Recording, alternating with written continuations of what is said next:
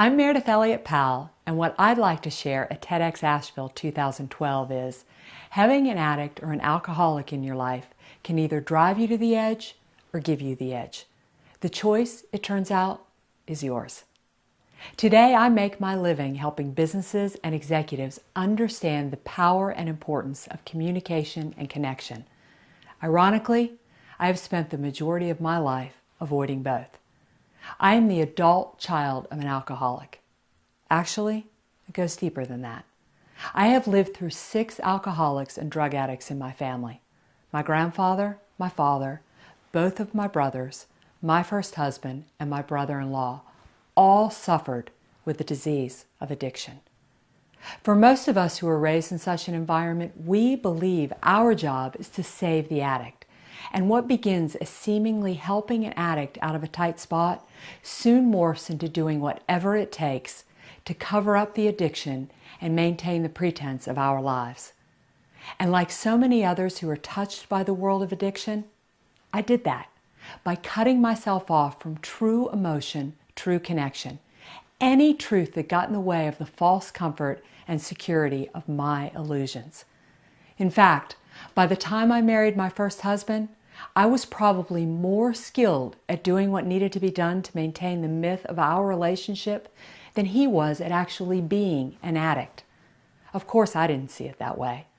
Like many people living in dysfunction, I had been so well trained from childhood. At first, I denied there was even a problem. Then, when that became impossible, I saw myself as a victim of his addiction, and as the hero, the one in our family who paid the bills and kept our life afloat. As he got sicker, I got angrier, and the truth got louder. So I doubled down on all my helping to keep the truth at bay. And it would actually be my deathly ill, jaundiced, alcoholic husband who actually recognized the truth and called it out. And ironically, he saved my life. One day, in the middle of an hysterical rant in which I, the martyr, was listing all that had been done for him and questioning how he could ruin my life with his addiction, he just looked at me, let me finish, and then calmly said, "Who asked you? Who forced you to do anything for me?" And with that simple phrase, a light bulb went off. And that light, like a razor, cut through a lifetime of deception. He was right. He had never asked me to do anything. And certainly no one had forced me to care for him, to work 2 jobs, to pay his bills, to feed him. I realized in that moment that these were my choices, and I alone was responsible for the life I was living, no matter what was going on around me. And while living in a self-created delusion well into my 40s may seem like a long time, the truth is that the majority of people on this earth never receive the gift of this realization, never receive the gift my alcoholic husband gave me, the gift of personal responsibility. Just watch reality television, and you'll see the reflection of a society we've created, where the majority of us spend our lives marred in someone else's issues, blaming others for our problems while never finding the joy, the freedom that comes from admitting to or cleaning up our own.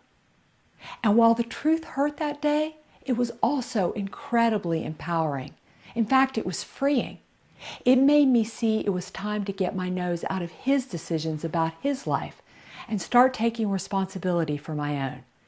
That meant accepting my truth and dealing in truth.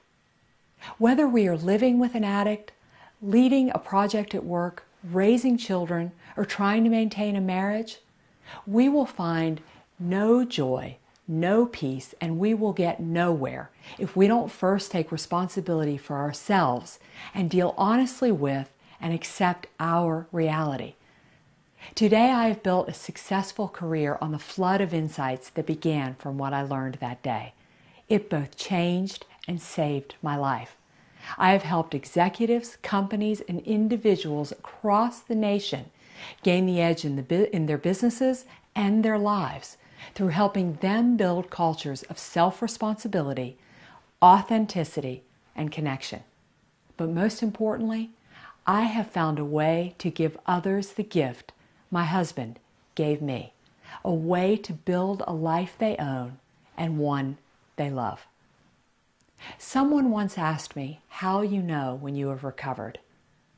And while I think recovery is a work in progress, I do think you are on your way when you no longer have the need to be the victim or the hero in your own life story, but you only desire to be present.